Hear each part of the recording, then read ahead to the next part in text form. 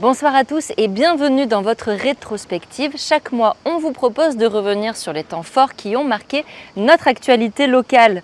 Politique de proximité d'abord, Juliette Méadel, ministre de la Ville, s'est rendue à Martigues, au quartier Notre-Dame des Marins. Elle a pu s'entretenir avec les habitants qui ont pu leur faire part de leurs difficultés au quotidien. Et puis, nous irons faire un tour du côté du contournement Martigues-Port-de-Bouc. Il est enfin validé après 50 ans d'attente, une avancée majeure pour la mobilité locale. Les incendies, bien sûr, un été pour l'instant sous tension. Retour sur les violents incendies qui ont frappé les Pennes Mirabeau, mais aussi Marseille et Martigues. Maritima a consacré un dossier spécial à ces événements. À l'occasion du 14 juillet, nous étions dans un Boeing exceptionnel et puis nous ferons un focus sur le parcours d'une poche de sang du donneur au receveur, symbole d'une grande chaîne de solidarité. Et puis les événements festifs, bien sûr, retour sur les sardinades, les cabanes de fosse et puis le concert de Gims. Voilà de beaux moments qui ont rythmé notre été à mi-chemin de la saison.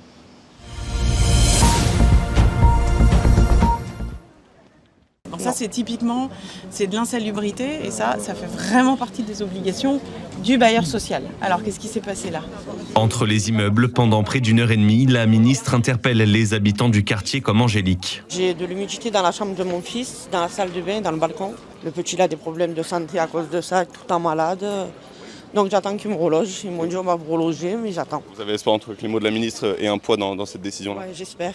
Franchement, j'espère bien. J'ai demandé, je sais qu'il y a plusieurs propositions en cours pour vous. Ça va venir très vite. Merci beaucoup. On a regardé de près. Merci beaucoup. Et je reviendrai vérifier.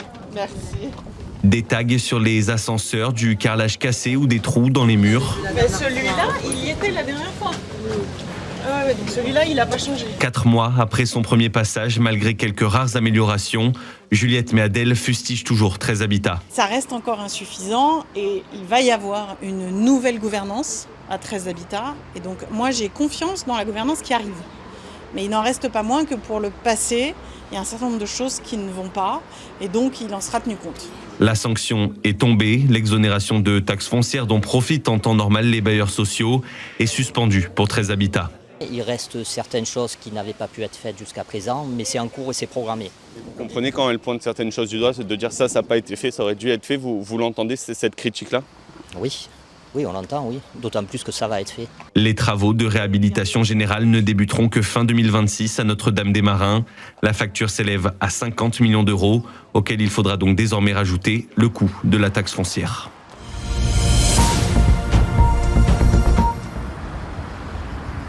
Depuis une dizaine d'années, Sylvie habite une résidence voisine du musée Morales. Les fenêtres de ses chambres sont ainsi situées à une bonne vingtaine de mètres de la nationale 568, suffisamment près pour lui rendre la vie impossible. Comment dire, moi, les camions, j'en ai ras-le-bol.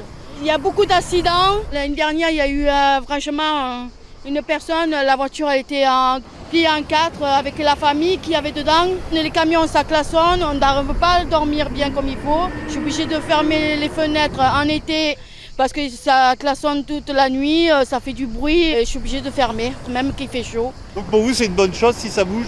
Ah oui, ouais. Et vite, et vous attendez, hein, et vite fait même. Il y en a trop de camions. La voisine d'en face de Sylvie, restauratrice, éprouve, elle, une petite inquiétude. Gérante de la table de Maître Panis, Cathy Xenides espère en effet que la diminution du trafic autoroutier ne se traduira pas par une baisse de fréquentation. Ça serait bien si ça nous amenait du particulier pour le travail, si ça pouvait nous enlever le risque de pollution, le risque d'explosion, le risque avec les gros camions citernes qui passent et qui bouchent sur tout le trafic, parce qu'on a un trafic quand même qui est assez et souvent perturbé. À l'heure d'aujourd'hui, c'est vrai qu'on a un petit peu peur d'avoir moins de trafic du coup. C'est ça qui nous inquiète à nous commerçants de la zone et autour de cette voie rapide. Donc on espère qu'on aura quand même le contournement qui sera uniquement pour les camions et pas pour les particuliers qui continueront à passer au bord de mer et venir nous voir. Dans les prévisions les plus optimistes, le contournement ne sera toutefois pas mis en service avant 2030.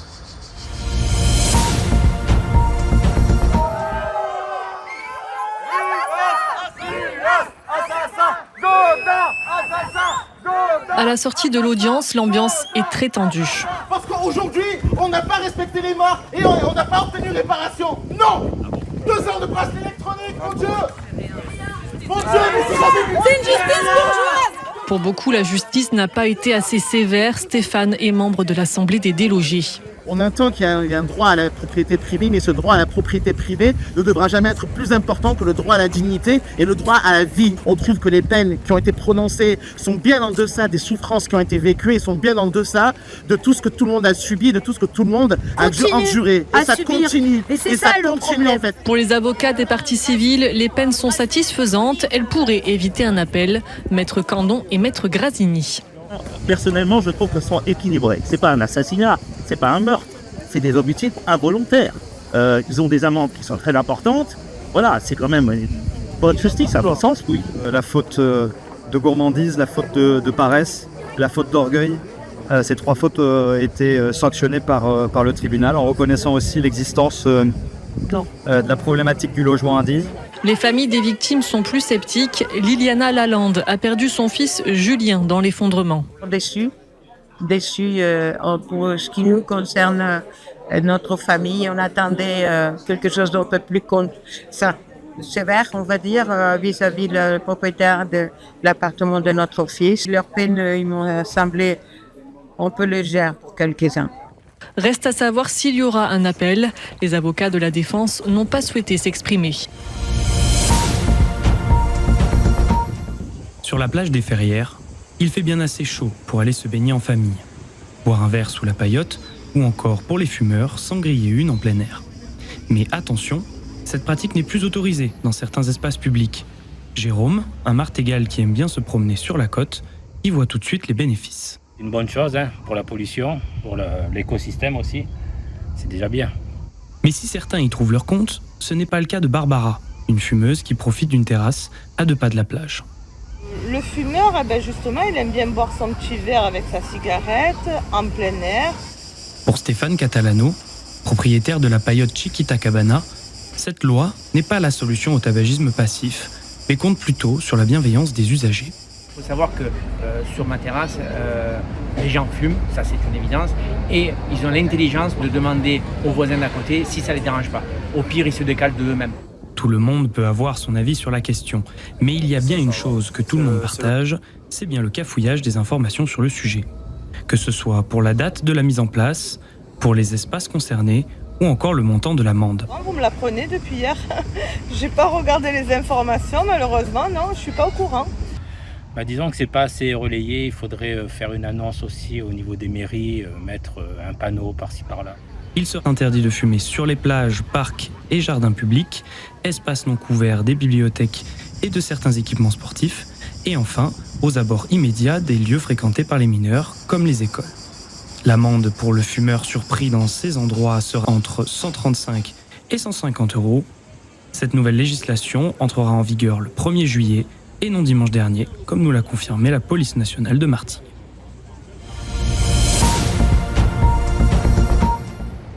Tous les matins, les bureaux de poste de Croix-Sainte et Ferrières sont assaillis. Les riverains viennent y déposer leurs colis, lettres et ou acheter leurs timbres, des services de plus en plus onéreux. J'ai constaté la flambée des prix, vraiment. Là, j'ai payé 7,14 € par exemple. 7,14 € pourquoi ? Une toute petite lettre simple. Il n'y a qu'une lettre, le poids il n'y est pas. Le plus léger, c'est 7,14 €. Et avant, je payais 5 €. Vous l'avez senti, cette augmentation du prix au fur et à mesure des années ?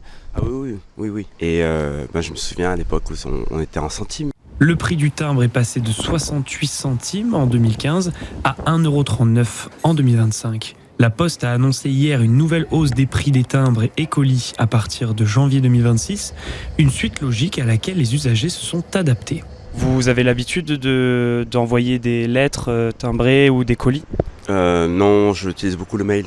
Moi, je ne poste jamais de courrier. La Poste, qui n'a pas souhaité nous parler, explique cette augmentation par une volonté d'améliorer leur service. Un prétexte difficile à comprendre. Franchement, j'ai pas ce ressenti-là. J'ai pas ce sentiment-là. Pour moi, le service est toujours pareil. Rien qui a changé, c'est juste le prix qui a augmenté. À partir du 1er janvier 2026, envoyer une lettre classique, un recommandé ou un colis coûtera en moyenne 7,4% plus cher.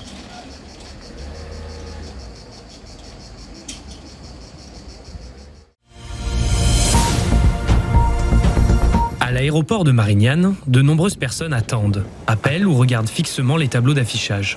Nombre d'entre eux ont vu leur vol être annulé au dernier moment. C'est le cas de Davis, un Algérien qui ne pensait pas faire plus d'une escale dans le sud.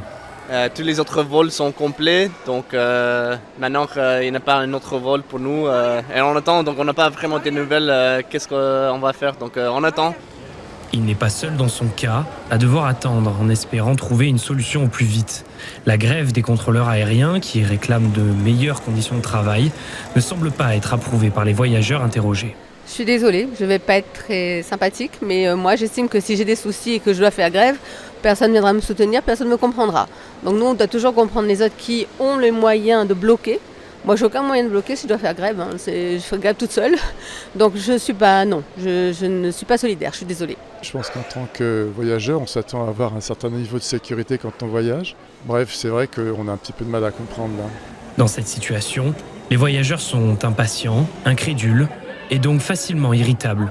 Ici, une femme malade demandait à récupérer ses bagages avec ses médicaments, créant cette situation tendue.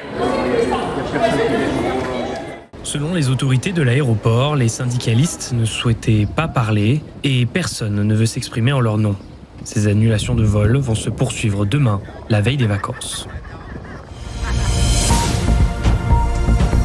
La grève des pharmacies de garde se poursuit, mais sans trop faire de vagues. La préfecture a mis en place depuis le 1er juillet une réquisition des officines afin de garantir un accès aux soins d'urgence, rendant le mouvement de colère des pharmaciens presque invisible. Pas du tout. Pas du tout au courant de cette grève, non. Sur le territoire de Martigues, Fos-sur-Mer, Carie, les pharmaciens réquisitionnés vont se relayer les gardes jusqu'au 15 juillet, comme si de rien n'était. Bien que certaines pharmacies auraient néanmoins fait la grève de la réquisition, le mouvement garde une certaine popularité. Est-ce que vous êtes plutôt solidaire par rapport à ces pharmaciens ? Ah bah carrément, ouais. C'est un peu partout pareil, j'ai l'impression, que ce soit à l'hôpital ou même nous dans la fonction publique. Dès qu'il y a un manque de moyens, c'est compliqué, on ne peut plus faire grand-chose, donc ouais, carrément. Le soutien des clients, les officines en ont besoin pour que la colère des professionnels de santé pèse sur le gouvernement. Sébastien travaille à la pharmacie Ferrière et observe ce mécontentement depuis beaucoup trop longtemps. En fait, ça fait plusieurs dizaines d'années que toutes les économies, une grande majorité des économies sont faites sur le médicament. Mais pour autant, dès qu'il s'agit de faire des économies, on le fait sur le dos de la pharmacie. Et c'est comme ça qu'on se retrouve avec 10% de pharmacie en moins en 10 ans. C'est une goutte d'eau, plus une goutte d'eau, plus une goutte d'eau. Le vase déborde depuis très longtemps, mais les pouvoirs publics ne nous écoutent que très rarement. Qu'est-ce que ça change concrètement pour les usagers ? Rien du tout. Mais je trouve qu'on en a quand même beaucoup parlé. Il y a des patients la semaine dernière qui en ont parlé. Si rien ne change, les pharmaciens pourraient aussi faire grève le jour. Pour plus d'informations sur le calendrier des gardes, vous pouvez vous renseigner sur le site de la RSPACA ou auprès de la police municipale.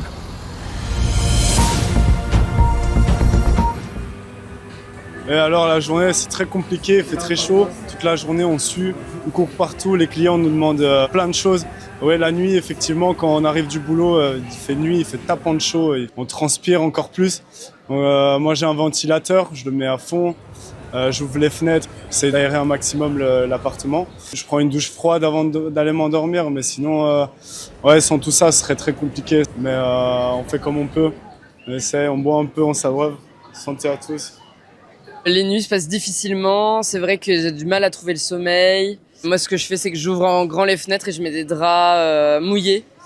Et j'ai pas la chance d'avoir un appart traversant, mais ça fait quand même des courants d'air.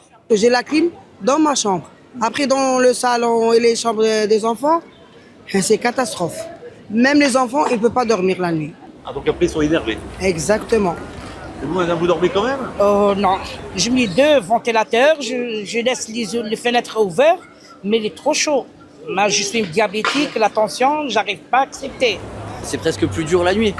Les températures, elles descendent pas en dessous de 23, 24 depuis 2 semaines et demie, là. Depuis, ça fait un bon moment.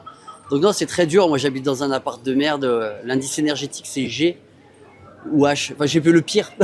C'est le pire. Donc non, nuit étouffante, ventilateur à bloc. Donc non, j'en suis là, puis j'habite sur la plaine, là, rue des Trois Mages. Donc des deux côtés, j'ai les bruits de la plaine et le bruit de la rue des Trois Mages. Donc c'est la symphonie de l'été, mais bon, on aime ça, on fait avec, quoi. Voilà. Là, j'ai vu, là, début de semaine prochaine, on va dormir un peu. Je crois qu'il va faire 17-18 la nuit. Autant dire un froid de canard. Et on va se débrouiller avec ça, quoi.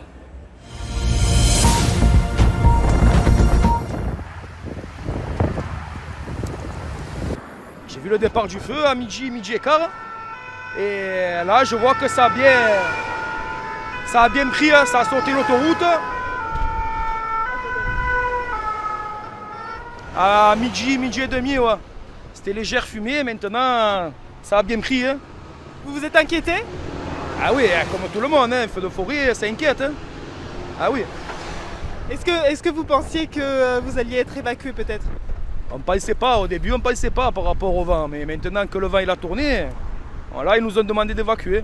Et oui, nous on est le gardien du stade, donc là on n'évacue pas pour l'instant nous. Mais regardez, toutes les voitures elles descendent de là-haut, ils évacuent tout le monde là. C'était au pan de Mirabeau, maintenant ça descend sur les quartiers nord. Vous avez vu les bombardiers d'eau, les Canadaires? Oui, ils ont fait les rotations là 3-4 fois, ils sont venus. Ils sont venus un peu tard, mais ils sont venus. On allait enlever les animaux de la maison et on prend la famille, on évacue. Vous êtes nombreux chez vous? On est 7, 7 on est. 7 avec les animaux, 6 animaux, ça veut dire une quinzaine.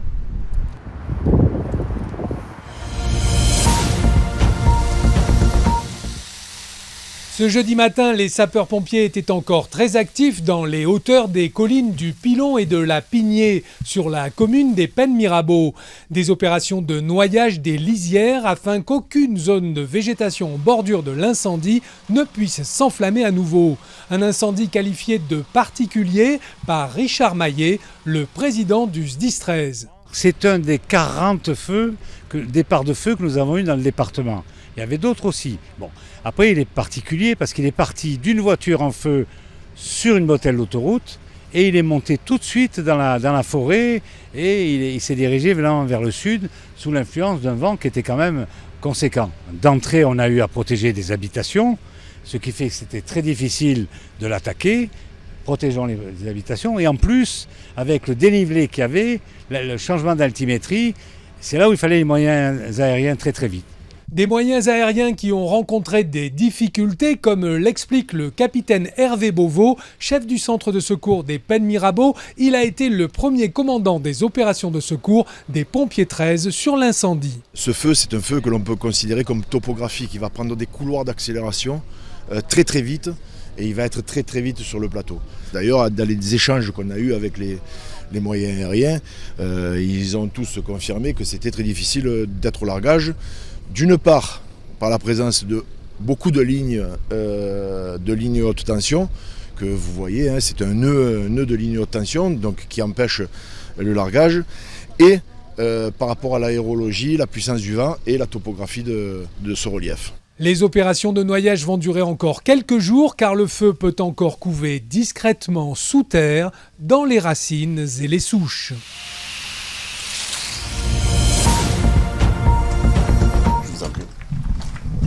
La salle à manger. Je vais essayer de vous mettre un peu de lumière. Là-bas, c'est la piscine et notre terrasse. Ici, c'est la cuisine. C'était la cuisine et tout équipé, ainsi de suite. Faites quand même attention. Ouais. Parce que c'est tout tombé, il n'y a plus rien carrément. Il n'y a plus rien. Et on avait des messages comme quoi qu'on devait rester, s'immobiliser à la maison et tout fermer et mettre des serviettes mouillées sur les... Heureusement qu'on est parti, disons. Vous voyez le résultat. C'était leur coin de paradis, une belle grande maison sur les hauteurs de l'Estaque-Gare, au lieu dit Château-Beauvis, vue imprenable sur la mer d'un côté, au pied des collines de l'autre, et c'est de là que le feu a dévalé mardi. Si la structure de la maison a tenu le choc, à l'intérieur, toutes les affaires de José et Justine Santiago sont consumées ou endommagées. Des toitures détruites, des débris noircis, et surtout l'insupportable odeur de brûlé qui imprègne tout. Mais pour le couple, l'essentiel c'est leurs enfants et eux d'être restés tous en vie. La première chose que vous faites dans ces cas-là, vous prenez les enfants, vous fuyez, quoi. Vous ne pensez pas à prendre rien du tout et du coup on a papier, tout, totalement tout. Vous n'avez rien pu emmener avec vous? Rien du tout. Et qu'est-ce que vous êtes allé où alors? On avait peur, on a roulé. Hein. On a roulé au début, on ne savait pas quoi trop faire. On voulait se mettre à côté des plages parce qu'au début, on veut sauver nos vies avant tout. Hein. On a peur, on est sur le stress, l'angoisse, la panique totale. Hein. Vous avez le sourire, votre épouse, mais comment on se sent après un tel drame? Comment on se sent anéanti, mais si on ne garde pas le moral et qu'on dit on est vivant et on a les êtres qu'on aime autour de nous, on perd la notion du temps et on meurt, hein. On s'effondre. Que là, je pense que je dis j'ai mes petits en vie, j'ai madame en vie, et puis voilà, ça se refera. Hein.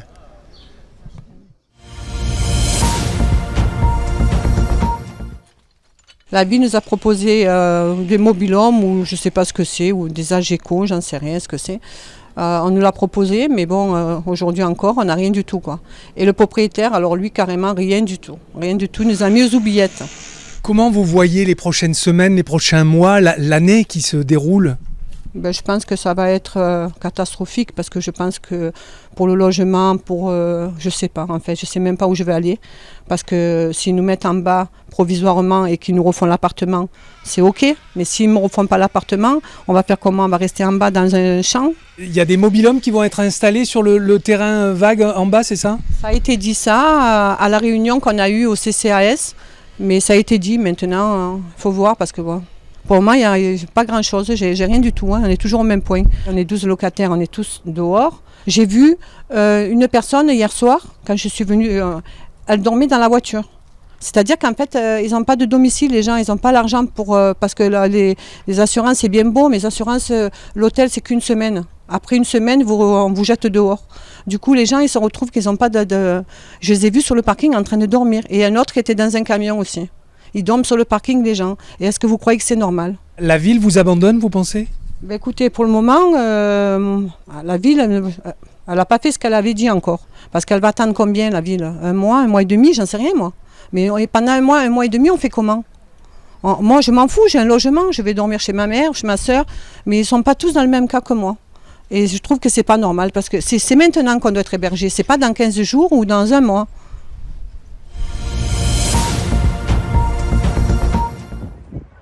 Aux alentours de 19h, l'alerte est lancée sur la commune de Martigues. Un feu de grande ampleur dévore la colline. Il est proche du karting sur la route de la Couronne, un secteur particulièrement boisé. Très rapidement, plus de 180 pompiers et 80 engins sont engagés, mais aussi 7 Canadair et 2 Dash. Si le vent, pour dire, change de direction, on a toutes les usines à côté. Donc c'est quand même impressionnant et oui, ça peut vite changer, vite tourner. On a toujours quelqu'un qu'on connaît dans la colline, un ami, un voisin, quelqu'un qu'on côtoie et voilà. On a vu au Canada et maintenant c'est chez nous. C'est fou. Qu'est-ce que c'est ce message, monsieur? C'est une alerte d'urgence. Confinez-vous dans un bâtiment dur, fermez les portes et volez. Par sécurité, quoi, voilà. Avec la tombée de la nuit, les Canadair sont obligés d'arrêter leur largage. Si le vent ne faiblit pas, le feu progressera en direction de Saint-Julien et de ses habitations.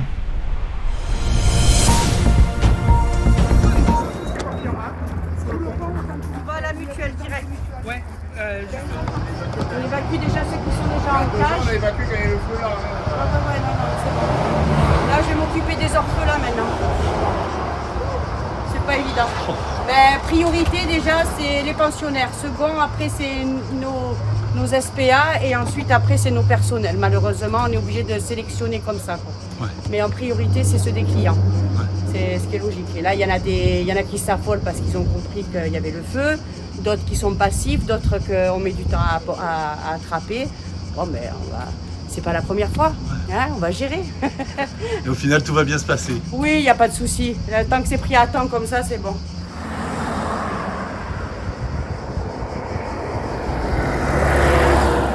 Il y a les chats, mais on vient de croiser aussi des véhicules pour récupérer les chevaux, alors expliquez-nous. Les chevaux, si je ne me trompe pas, ils sont à la croix, juste derrière le carrefour, là, pour aller à Saint-Julien. Voilà. Donc ils vont sûrement les évacuer eux aussi, ils doivent être en panique parce qu'un cheval, quand il sent le feu, c'est pire que les chats. Et c'est pas le même gabarit. Et c'est pas le même gabarit. Nous, en fait, on vient d'une écurie qui est côté Ferrières sur les hauteurs de Martigues et on vient dépanner d'autres écuries qui ont dû évacuer leurs chevaux à Saint-Julien, Saint-Pierre pour les ramener côté Ferrières là où ça craint rien, quoi. Voilà, donc on vient avec les poids lourds pour évacuer les chevaux qui sont sur l'incendie. Vous pouvez y accéder encore ou pas encore? C'est en train de se discuter là, normalement oui, mais c'est en train de voir ça avec les policiers, quoi. Ça fait combien de bêtes au total? Là, je pense qu'il va y en avoir une bonne dizaine à mon avis. Voilà. Qu'est-ce qui est compliqué dans ces cas-là? Il faut que personne ne se gêne, hein, c'est le plus compliqué. Il ne faut pas gêner les accès, il ne faut pas gêner les pompiers. Nous, il faut qu'on puisse passer, donc voilà. Et là, on y va. Merci.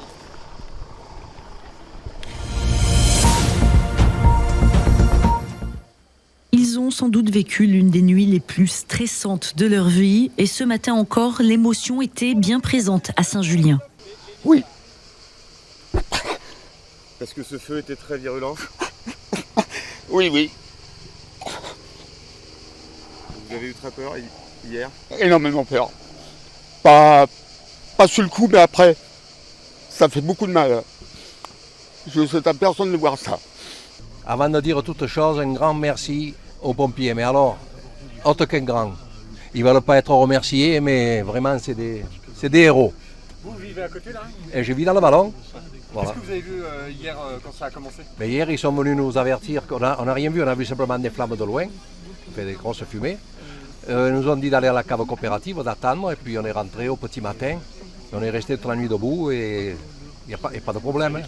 Épuisés mais toujours debout, ces pompiers venus en renfort depuis Tarascon procèdent aux opérations de noyage à l'avant du feu. Le noyage sert uniquement à éviter toute reprise. Un point incandescent qui pourrait se trouver sur une zone non humidifiée et sous l'effet du vent, ça pourrait reprendre dans le verre en effet. Donc c'est pour ça que nous procédons avec une grande précaution par sectorisation à l'ensemble du noyage du sinistre. L'objectif et chez les sapeurs-pompiers, c'est en effet de protéger les personnes et les biens en priorité. Et surtout que l'ensemble des sapeurs-pompiers travaillent en sécurité. L'état des troupes là, après une nuit blanche de travail? Je parlerai uniquement dans le cadre de mon équipe qui est présente ici sur place, affectée, fatiguée et dans l'attente d'une relève afin de progresser pour terminer ce feu. Et cet après-midi, les pompiers ont été confrontés à des reprises de feu. Quant aux opérations de noyage, elles devraient encore continuer pendant plusieurs heures. Depuis le début de la saison, au total, ce sont plus de 1100 hectares qui ont été consumés par les flammes. Un chiffre qui peut paraître impressionnant. Alors ça peut être assez trompeur parce qu'au final chaque année il y a plusieurs centaines d'hectares qui sont brûlés sur le département. Maintenant c'est vrai que cela faisait 2 à 3 années que nous avions des étés assez modérés. Cet été est particulièrement à risque depuis les 10 dernières années. C'est l'une des saisons les plus précoces et les plus intenses en termes d'engagement sapeurs-pompiers. Une précocité qui s'explique en partie par des conditions météorologiques propices au départ et à la propagation du feu. On a quand même connu un été en 2 parties, donc un mois de juin qui était quand même historiquement chaud dans la région. En revanche, c'est vrai que sur juillet, on a une récurrence de Mistral. Du coup, sur mes données que j'ai mis à jour aujourd'hui même, on a effectivement 11 jours de vent fort sous-marinienne pour une moyenne de 7. Donc effectivement, c'est quasiment près de 30% de plus que la moyenne, dont un jour de tempête, du coup c'était hier.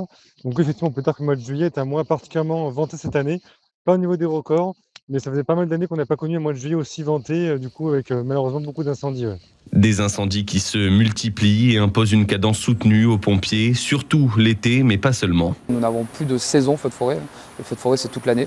Donc on accentue nos efforts sur la période estivale, mais on reste prêt à intervenir tout au long de l'année, car les changements climatiques et l'évolution de notre société fait que des feux de forêt, c'est toute l'année. À partir du 6 août, le vent devrait se calmer et offrir un peu de répit à nos soldats du feu.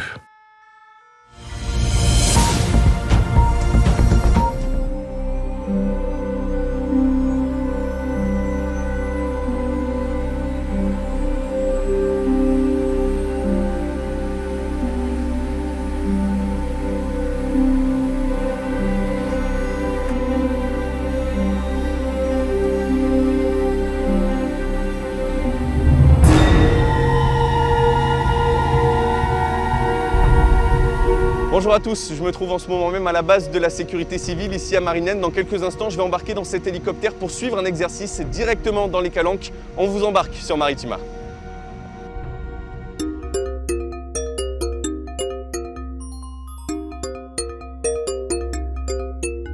Concrètement, aujourd'hui, on va partir sur un entraînement au profit des personnels de la caserne de Lumini. On va partir sur une calanque, on va s'entraîner au treuillage en parois, sur des endroits qui sont un peu difficiles d'accès.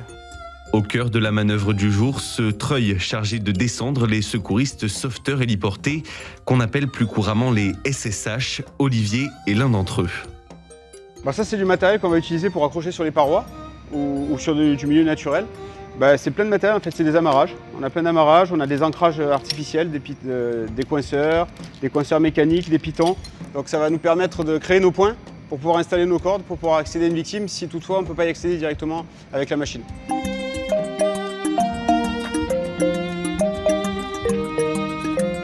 Le matériel est prêt, l'équipage est au complet, on décolle direction Lumini en prenant le temps d'apprécier cette vue du ciel des incontournables de Marseille, les îles du Frioul et le château d'If. La bonne mer toujours cachée derrière ces échafaudages. Et évidemment, le Vélodrome, l'antre des joueurs de l'Olympique de Marseille.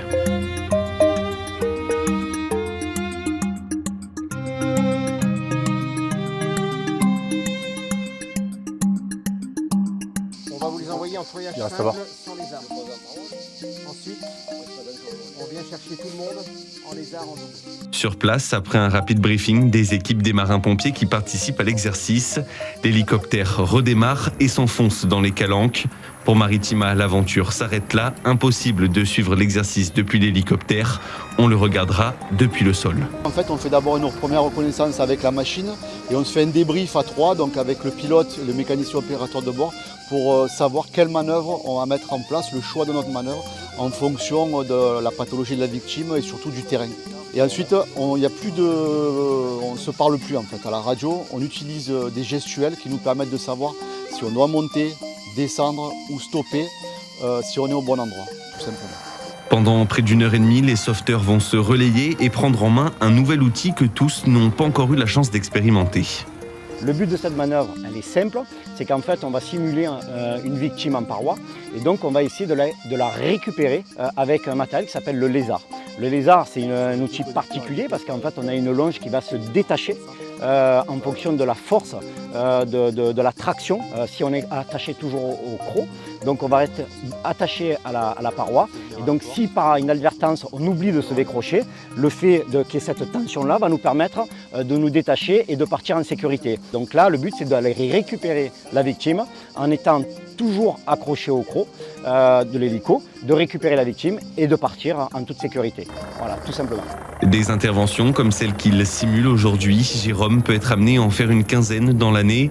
C'est pourquoi les secouristes sauveteurs héliportés comme lui doivent effectuer ce genre d'exercice au moins une fois par trimestre.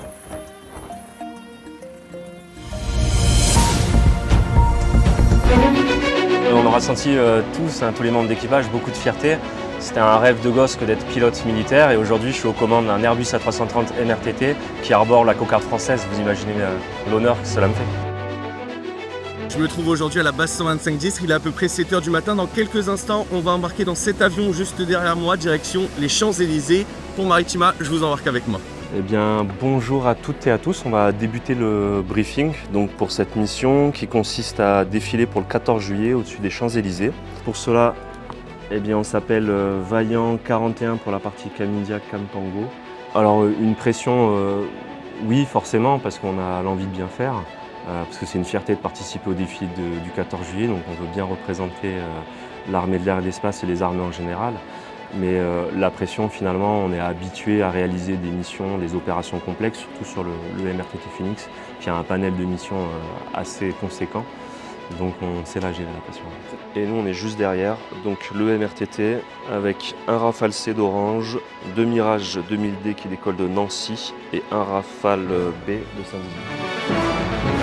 On vérifie le bon état du moteur, donc que tous les trappes soient bien fermés, qu'il n'y ait pas de fuite, qu'il n'y ait pas de dépôt de carburant, d'hydraulique ou d'huile sous le moteur, enfin sous l'avion en général. Et ensuite on regarde l'entrée d'air, que tout l'entrée d'air n'y ait pas d'impact dessus. On regarde les aubes et on vérifie qu'il n'y ait pas eu de dégâts, de dommages sur toute l'entrée d'air et toutes les aubes du réacteur. Tout va très bien. On est prêt.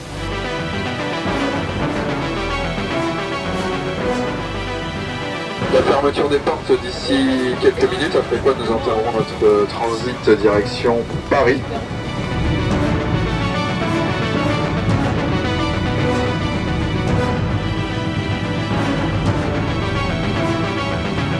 On attend le go du défilé. Le go du défilé, il dépend du moment auquel s'assoit le président de la République dans la tribune officielle. À partir du moment où il est assis, le reste du timing est à peu près maîtrisé par les organisateurs du défilé. Ils nous donnent le go du défilé et à partir du moment où on a le go, on a à peu près une dizaine de minutes de run, donc c'est-à-dire de prise d'axe de défilé, pour rejoindre la verticale de l'axe en prenant pour gros repère la défense. Il a fallu être précis à la seconde près, en respectant la trajectoire avec beaucoup de rigueur à la radio. Nous étions beaucoup d'aéronefs en l'air en même temps, une soixantaine, une trentaine d'hélicoptères dans un cadre géographique très réduit, avec des obstacles tout autour de nous et à une hauteur de l'ordre de 300 mètres. C'est plus bas que la Tour Eiffel. Nous avons survolé la tribune officielle à la seconde près, à l'altitude prévue et sur une trajectoire sur l'axe de défilé, donc extrêmement satisfait. La vitesse, c'est de l'ordre de 550 km/h. Ce qui fait 14 secondes entre l'Arc de Triomphe et la tribune officielle. C'est 2 fois la vitesse du TGV. On aura senti tous les membres d'équipage, beaucoup de fierté. C'était un rêve de gosse que d'être pilote militaire et aujourd'hui je suis aux commandes d'un Airbus A330 MRTT qui arbore la cocarde française. Vous imaginez l'honneur que cela me fait.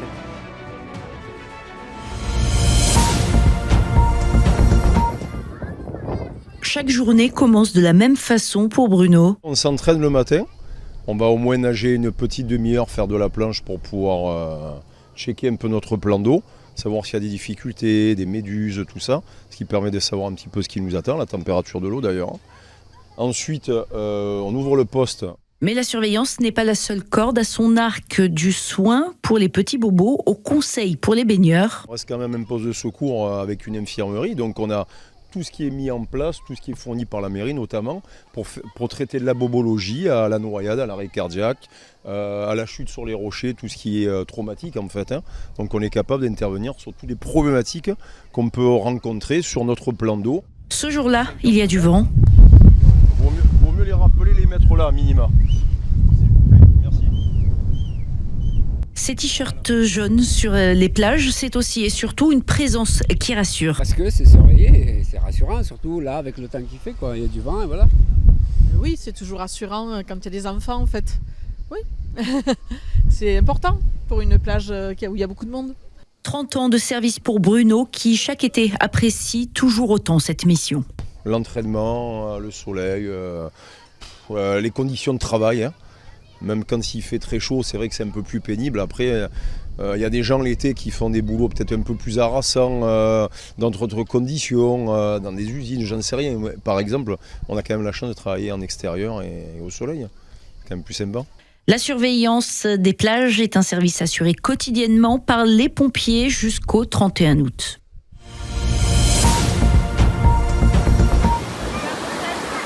J'ai eu l'impression d'être un glaçon dans un pastis.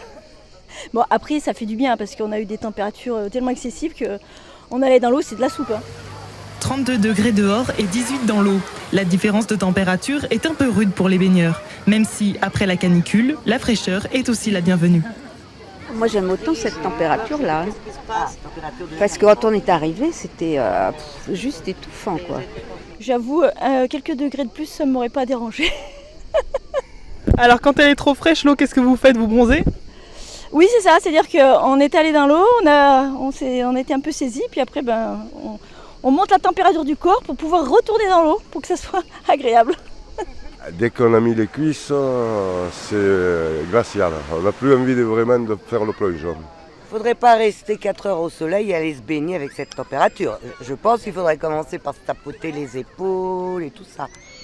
Mais j'ai du mal à comprendre quand même comment en 4 jours de temps, peut-être 3 jours, l'eau elle a dû perdre 10 degrés, je suis sûre. Eh bien justement, nous sommes allés poser la question à Marie Bravo-Monin, la directrice du parc marin de la Côte Bleue. Le coupable n'est autre que le Mistral. Le vent va pousser l'eau de surface, va l'amener au large. Donc ça fait une dépression, ça fait un trou.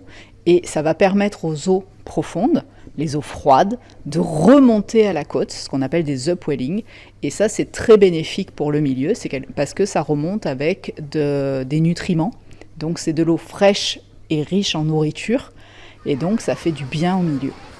Ces épisodes sont récurrents tout au long de l'année, en fonction de l'intensité et de la durée du vent. Patience, quand le Mistral s'arrêtera, la température remontera très vite.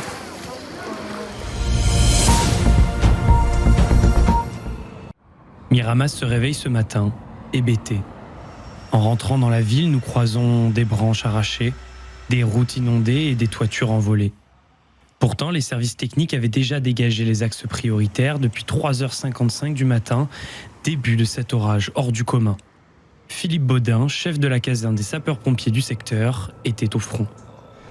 Cet épisode orageux n'a duré qu'un court instant, environ quelques minutes, mais a été d'une violence extrême, avec la formation a priori d'une mini-tornade. Au-delà des dégâts dans l'espace public, ce sont des habitants qui ont fait les frais de cette tempête, comme ici dans l'appartement de Didier et de sa famille, où le ciel leur est littéralement tombé sur la tête. C'est passé super vite. Et ça s'est passé très vite, en l'espace de blessés. Bon, voilà, et maintenant qu'est-ce qu'on va devenir, où on va aller ce soir et comment ça va se passer la suite. Les dégâts sont tels que les habitants en constatent encore de nouveau au cours de la matinée. Le maire de Miramas, Frédéric Vigourou, nous dresse le bilan provisoire de cette nuit cauchemardesque. Là, on a eu des dégâts sur tous les bâtiments publics pratiquement, une école qui se reconstruit. On a eu un immeuble sur lequel les toits ont évidemment bougé, beaucoup d'arbres qui se sont écroulés sur des maisons, sur des voitures. On a un lycée agricole qui a été frappé aussi avec des déplacements de classes en bungalow sur près de 5 mètres. Le plus grave, ça a été aussi un container, un bloc d'électricité qui a pris feu. Aux dernières nouvelles, aucune victime n'est à déplorer. Une vingtaine de personnes ont été accueillies dans le gymnase de Saint-Sulpice pendant la nuit et 14 d'entre eux doivent être relogés. Sur cette exploitation, aucun pesticide. Ici, les mauvaises herbes côtoient les plants de fraises et favorisent un écosystème varié. Un choix assumé, mais qui a un coût. Thibaut Besson, agriculteur bio. On y arrive, mais on est beaucoup moins rentable et notre activité est plus difficile. Il faut accepter de produire un peu moins, mais d'avoir un produit de meilleure qualité, de laisser une part à notre environnement et de justement d'être moins rentable, mais sur le long terme de polluer moins. La problématique, c'est pas que nos produits en agriculture biologique sont chers, c'est qu'on subventionne les produits qui détruisent la planète. Interdit depuis 2018, les néonicotinoïdes, poisons neurotoxiques, provoquent, quand ils sont pulvérisés, la mort instantanée des abeilles, indispensable à notre agriculture. Oui, mais il n'y a pas que les abeilles qui sont pollinisateurs. Il y a beaucoup d'autres insectes et les néonicotinoïdes sont des produits destructeurs pour les insectes. Il faut savoir que 50% de la diversité des insectes a déjà disparu et l'insecte, c'est le premier maillon de la chaîne. Et quand ils ont disparu, si jamais il n'y a plus d'abeilles, il n'y a plus de pollinisation. Si jamais il n'y a plus d'insectes qui pollinisent, il n'y a plus de pollinisation. Ça veut dire plus de fruits, plus de fleurs et plus de vie.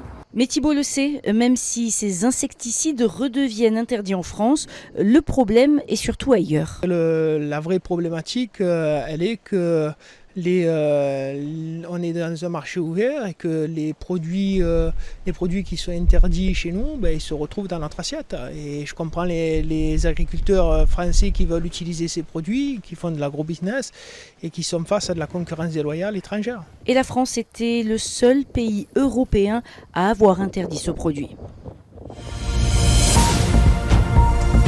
Un saut suffit finalement à vous rendre tétraplégique, à vous rendre handicapé. Convoqués à la mairie de Marseille, les 3 mineurs parmi les 5 jeunes interpellés par la police municipale le 30 juin dernier écoutent attentivement Yannick Ohanessian, l'adjoint au maire de Marseille, en charge de la tranquillité publique et de la prévention. L'objectif, il est double, vous l'avez compris, c'est à la fois tenir ce rappel à l'ordre fermement, leur rappeler que la prochaine étape, c'est de l'autre côté du Vieux-Port et c'est devant le tribunal, et donc c'est pas la même affaire pour eux, mais aussi aussi garder évidemment un pied dans la sensibilisation. Ce qui compte à la fin, c'est qu'il y ait une prise de conscience de ces jeunes. Car en plus d'une amende de 150 €, Patrick Fanger, le délégué du procureur de la République de Marseille, précise: on sensibilise également les parents sur l'exercice de leur autorité parentale, parce que si de tels faits venaient à se reproduire, par exemple plusieurs fois concernant les mineurs, le parquet pourrait éventuellement engager des poursuites à l'encontre des parents sur une soustraction de l'autorité parentale, qui est donc un délit puni de 2 ans d'emprisonnement et de 30 000 € d'amende. Donc des infractions assez lourdes, passibles du tribunal correctionnel. Tout aussi lourde que la chute dans la mer qui peut entraîner des fractures de la colonne vertébrale. Sans parler des risques de fracture, vous pouvez faire un malaise dans l'eau. Ça peut entraîner une noyade. Et l'année dernière, j'ai effectué aussi une intervention pour une personne qui avait sauté de la corniche et qui s'est noyée, qui est décédée en réanimation à l'hôpital de la Timone. Ça fait réfléchir ? Ouais, ça fait réfléchir. Du haut de ses 15 ans, Jordan se fait son propre avis. Non, en vrai, moi je pense qu'il saute bien. Je vais pas me faire mal, mais c'est la loi. Donc voilà, faut respecter. Tu le feras plus ? Non, je ferai plus. Ni son copain Jean, 15 ans lui aussi. Et voilà, je sauterai plus et c'est bon. C'est sûr ? Ouais, sûr là. Ce rappel à l'ordre que je vous adresse solennellement, votre ultime mise en garde. C'est toujours les mêmes gestes, toujours. D'abord le prélèvement. Inspire, souffle lentement. Hop, ça va ? Oui, ça va. Les raisons qui poussent les donneurs sont d'ailleurs souvent les mêmes, à savoir aider son prochain. En fait, je donne le sang parce que j'ai un résus qui est très recherché et donc du coup, je le fais de manière naturelle. On manque de donneurs, mais je conseillerais à tout le monde de donner parce que si on peut sauver des vies, il ne faut pas hésiter. Voilà. Merci, au revoir. Allez, au revoir, à bientôt. Une fois le prélèvement terminé, la poche de sang d'Antoine et celle des autres va vivre une véritable aventure. Prenons la direction de Marseille à la Valentine où nous avons rendez-vous au plateau technique où chaque jour 500 poches de sang sont traitées. On réceptionne ici tous les dons de la région PACA et on va les traiter sur notre plateau technique de façon à en faire des produits transfusables. C'est-à-dire qu'on a un don initial qui va être transformé en 3 produits transfusables, un globule rouge, un concentré de globule rouge, une plaquette et un plasma. Donc en sortie de centrifugation, on a une poche qui a cet aspect, qu'on sort délicatement de son plot de centrifugation et dans laquelle on va voir très distinctement les 3 produits que l'on veut récupérer. Le concentré les globules rouges ont été tassés au fond de la poche, on voit très bien une couche qui contient les plaquettes, on appelle une couche leucoplaquettaire, et au-dessus le plasma. Ces machines vont ensuite servir à donc séparer chaque produit dans sa poche pour ensuite pouvoir être transfusé. Mais avant d'être transfusées, ces poches ont une dernière escale. Dans notre département, elles retrouvent le siège régional de l'EFS au boulevard Baille.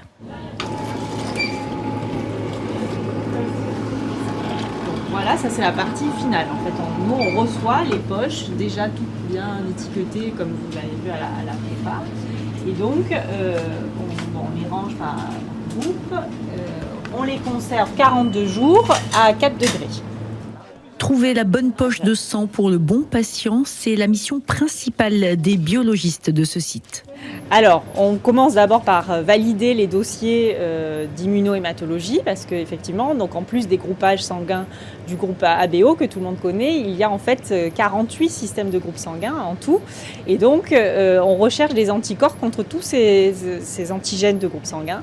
Et donc ça, c'est une partie importante, la partie validation d'immunohématologie. Et puis après, c'est la gestion des stocks de produits sanguins où il faut, pour toute la région, être le plus réactif possible pour pouvoir honorer toutes les commandes de la région et avoir le bon produit au bon moment pour tout le monde. 48 groupes différents, mais il existe des sangs beaucoup plus rares et ils sont conservés ici, dans ce centre, par moins 80 degrés.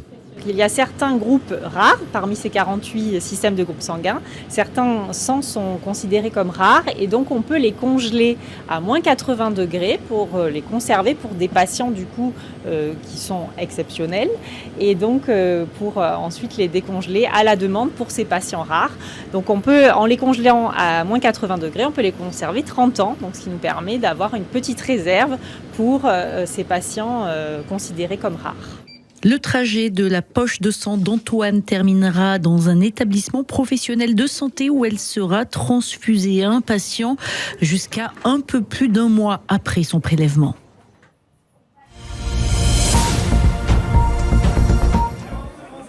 Nicolas et son pote Christophe sont venus de Vendée pour participer à leur première Marseillaise en tant que joueurs, mais aussi spectateurs. Lors de cette finale, ils soutiennent la triplette quintée et même s'ils ont espéré une remontada, ils reconnaissent la victoire sans contestation des Malgaches. Un peu déçu, mais globalement les Malgaches méritent plus la victoire que les deux Philippe. Ils ont mis du temps à rentrer dans la partie et puis les Malgaches ont été plus réguliers sur l'ensemble des mètres. Voilà, c'est une belle finale, presque 3 heures de jeu, c'est pas facile non plus. Bravo à eux. Ça met en valeur la pétanque malgache. Bien sûr. Ils montent en puissance depuis des années et à mon avis c'est pas fini parce qu'ils ont des très très bons joueurs. Donc ça fera des beaux duels. Exactement, et c'est bien pour l'avenir parce que ça veut dire aussi que voilà, on a plein de belles parties dans les mois et les années à venir, donc c'est chouette. Voilà, on a vu un beau mondial, c'était top, c'était super. Quant à Yves-Cédric Rakotoa-Rizoa, il n'en revient pas d'avoir battu ses modèles. C'était une belle victoire. Au début, j'avais peur parce que j'ai joué contre mes deux idoles qui étaient chouchous. Je suis vraiment fatigué parce que je n'ai jamais joué 4 fois d'affilée une concours et c'était la première fois que j'ai participé à ça et je suis tellement fatigué. En plus, il y a la victoire. Et première victoire d'une équipe étrangère au mondial. Ouais, ça représente beaucoup pour mon pays parce que c'était la première fois que Madagascar a gagné le Marseillaise. C'est le plus beau jour de ma vie. Autre événement qui rend cette 64e édition historique, ce nouveau record de participation avec 14 352 joueurs, du plus modeste des amateurs au plus grand des champions.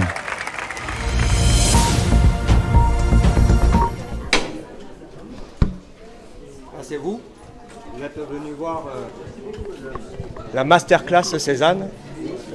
Allez, suivez-moi. Et c'est parti pour une visite pas comme les autres, vous l'aurez compris, car qui mieux que Paul Cézanne pour vous faire découvrir sa ville et les lieux où il a vécu. Quand j'étais là, personne ne voulait de moi.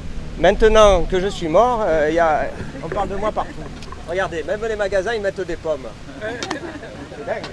Au fil des rues, des anecdotes, les visiteurs découvrent ce peintre qui ne laisse personne indifférent. Le personnage est bien retranscrit, j'ai trouvé. Et c'est une autre façon de visiter et de connaître Cézanne. J'ai pu donc découvrir que c'est vraiment l'essence même de la ville, quoi. J'ai appris beaucoup de choses sur sa vie parce que je connaissais le peintre, mais je ne connaissais pas l'homme. J'aime son parcours, en fait. Et moi, je suis née là-dedans aussi. Et donc, pour moi, c'est très simple d'aller à Bibémus. Cézanne à la Sainte-Victoire, c'est la raison pour laquelle je me suis installé à Aix-en-Provence il y a 30 ans. Car oui, Paul Cézanne, Aix-en-Provence, c'est une histoire d'amour indissociable. Frédéric Paul est le guide conférencier, notre Cézanne du jour. Quand on est à Aix-en-Provence, on est dans un tableau de Cézanne.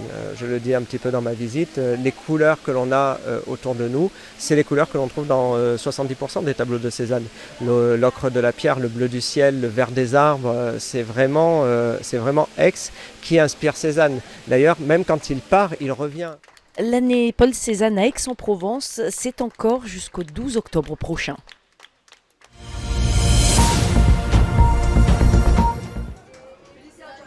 Les saveurs de Camargue est l'une des 10 cabanes les plus plébiscitées avec une paella qui régale les papilles. Elle est trop bonne.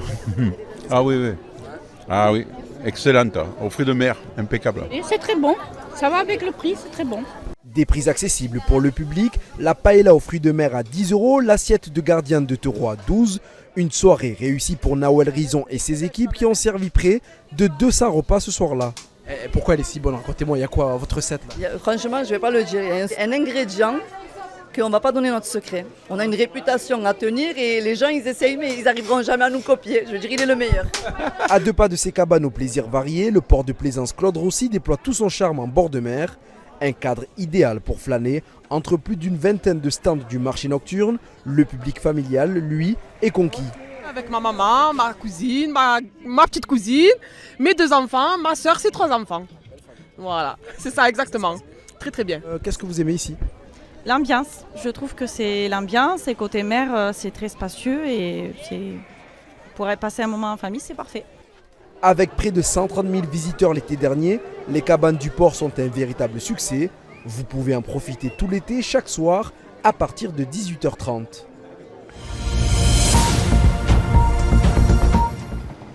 Quand on entend ce bruit, c'est que la pêche n'est jamais loin. Ce vieux moteur de camion sert aujourd'hui à faire remonter le filet traditionnel, le câlin, comme on l'appelle ici, avec une force de traction pouvant aller jusqu'à 11 tonnes. Pour ce coup-ci, seulement 3 dorades, mais d'habitude, Jordan Ortiz retrouve le muge essentiel à la fabrication de la poutargue. Il faut savoir qu'il y a 4 variétés de muge, donc il y a le pointu, c'est ce poisson. Il y a la gante rousse, ce qu'on appelle le poisson limon, puisqu'il est plein de limon, vous voyez il est plein de blanc, et il a la tache, on va dire orangée sur la tête. Après il y a le testu, celui-là qui a la queue jaune, c'est lequel avec on fait la poutargue, et il y a le muge noir. Ce jour-là, Jordan a ouvert ses portes à 26 personnes préalablement inscrites auprès de l'Office de tourisme de Martigues. Sa mission, répondre à toutes les questions de ce public. Particularité, aucun touriste parmi eux. Tous sont des locaux avec de nombreuses questions sur la pêche au câlin. Vous êtes à présent incollable sur la poutargue ? Oui, presque. Oui, ça va. Il a bien répondu à toutes mes questions. Le sujet vous intéresse ? Pourquoi ? Parce que je suis du coin et du coup, je ne connaissais pas du tout. J'en mange, mais je ne savais pas comment c'était fabriqué. Qu'est-ce que vous avez appris aujourd'hui ? Beaucoup de choses. Une autre technique de la pêche, bien particulière à Martigues. Et bon, le monsieur nous a vraiment bien expliqué. On savait que ça existait, mais on n'avait jamais visité. Jordan et Jean-Sébastien sont à Martigues les derniers pêcheurs au câlin dans leur établissement. Ils vendent chaque jour leur pêche en direct et fabriquent artisanalement la fameuse poutargue que nous avons dégustée en fin de visite. Un véritable régal.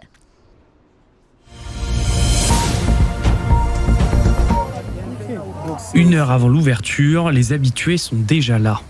Depuis 1988, Port de Bouc accueille toujours les sardinades au plus grand bonheur des locaux.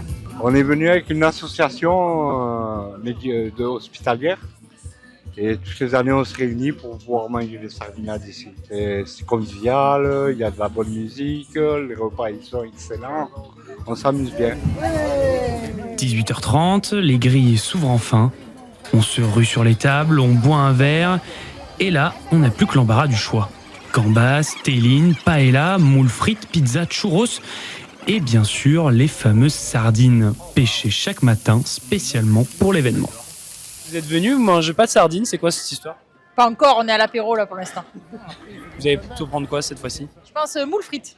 Voilà, je suis tombé dessus et c'est très bon. Je trouve que pour 5 € avec un verre de rosé, c'est très bien, c'est très sympathique. C'est toujours convivial, les gens sont agréables, on voit qu'ils sont heureux. Ça mange, ça boit et c'est bon. Chaque stand est sélectionné par l'association organisatrice Promomère afin de représenter les produits locaux. Petite nouveauté cette année, les glaces sont préparées sur place de manière artisanale. Les sardinades édition 2025 dureront jusqu'au 31 août prochain. Largement assez de temps pour profiter de cet événement souvent imité, mais jamais égalé.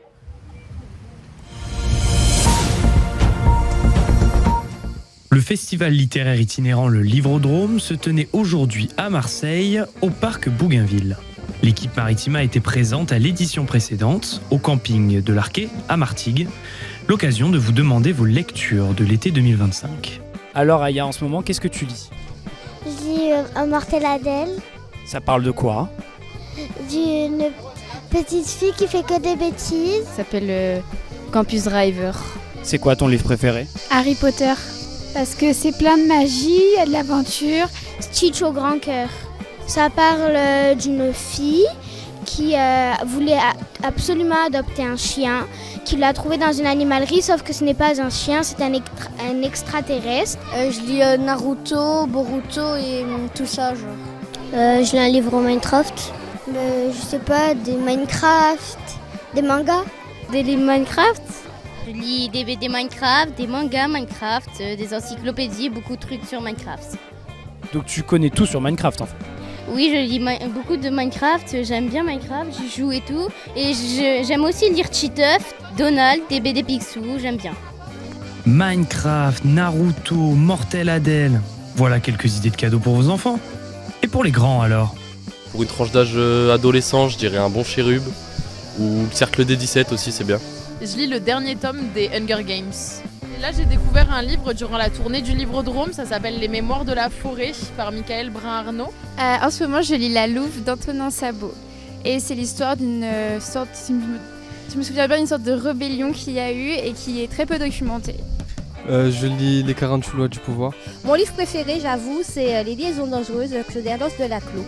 Alors en ce moment, je lis un livre de Christian Signol qui se passe au début du XXe siècle. Et il s'appelle comment? Les mantes sauvages. Alors, je lis celui que je n'ai jamais rencontré. Alors, moi, mon conseil de lecture pour cet été, c'est un livre qui est assez ancien, qui est paru en 1957, un livre de Italo Calvino, qui est un auteur bien connu, qui s'appelle Le Baron Perché, et qui fait partie d'une trilogie qui s'appelle Nos Ancêtres, où il y a également donc, le Chevalier Inexistant et le Vicomte Pourfendu. Et le Baron Perché, c'est le troisième, mais pour moi, le meilleur, le plus savoureux, quoi. Voilà. Pour ma part, à la rédaction de Maritima, je me suis rabattu sur un classique, Jack London, Martin Eden. Sur ce, je vous souhaite à tous et à toutes un bon été et surtout une bonne lecture.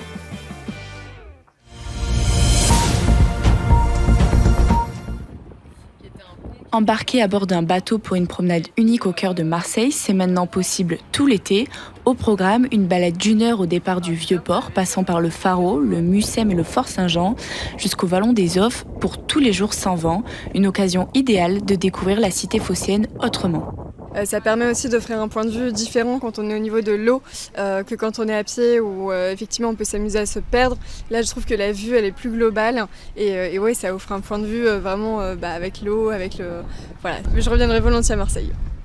Ces barques classiques mais loin d'être ordinaires sont équipées de moteurs électriques, un choix éco-responsable qui permet de naviguer sans bruit et sans polluer la mer. C'est une initiative de la ville de proposer des balades aussi 100% écologie. Les moteurs thermiques des bateaux, c'est aussi un vrai problème dans tous nos efforts de réduction du carbone. Si nous on a réussi à le faire sur un bateau, c'est qu'on peut l'appliquer à plus grande échelle. Et puis c'est aussi pour notre confort à nous, puisque finalement on n'a pas de bruit, pas de pollution, pas d'odeur de gaz. Je pense que les passagers préfèrent aussi une sortie plus confortable sur des bateaux électriques. Oui. Pour profiter de cette promenade gratuite, réservez dès à présent sur le site etémarseillais.fr.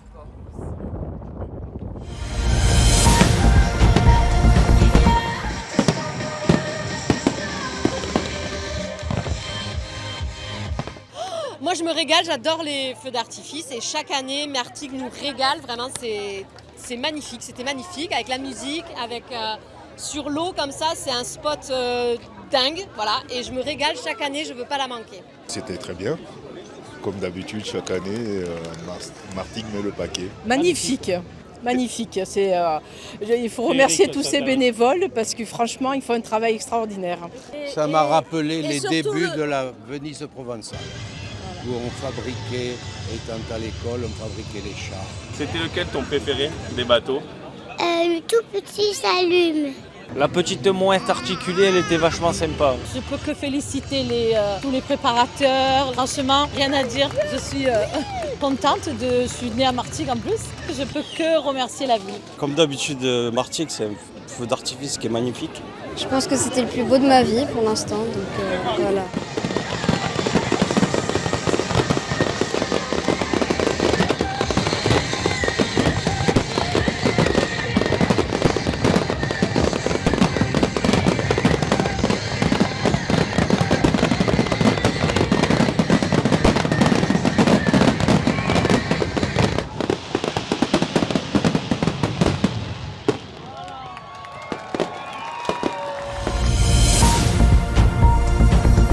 d'abord, il y avait la file d'attente. Immense.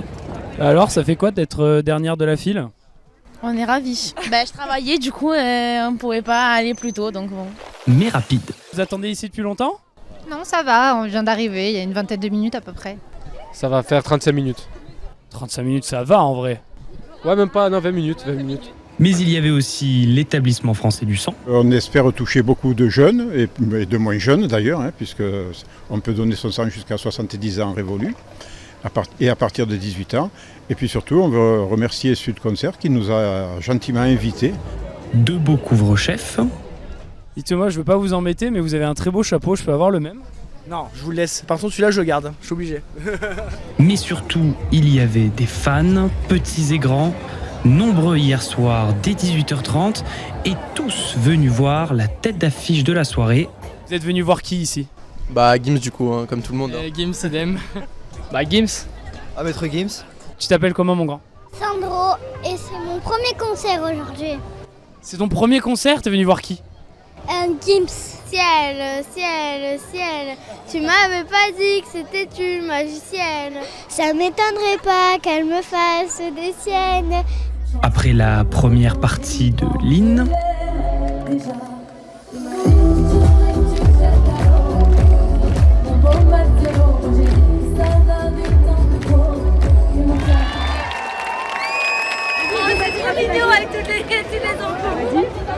Gims, ou anciennement appelé Maître Gims, a proposé un spectacle intergénérationnel mêlant les hits de l'époque de Section d'Assaut. Bonsoir à tous. Bienvenue. L'endroit est magnifique. Alors on va remonter le temps. Parce qu'il y a plein de souvenirs. Un petit pas de black dance, bouscule une top modèle. Je me dis c'est dead, elle ressemble à mon ex-femme. Et oui, je suis faible, et je suis qu'un homme. Dis-moi le mal que je garde. Ok, 1, 2, 3, 4, 5, c'est la direction.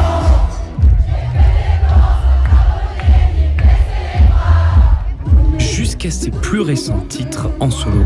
Les larmes coulent sur mes épaules. J'ai tout compris sentir un mot. Mais bon, que les gens contre moi. C'est difficile de voir dans le noir. Je l'ai dit, tu as ce sourire en coin des d'accord. On continue. Je l'ai pété par là, je l'ai dit c'est en bon. Sur la pièce, les yeux souris, mais sur toi, mes amis qui brillent.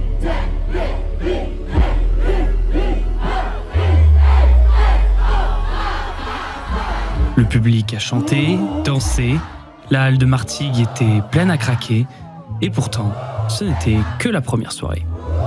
1, 2, 3,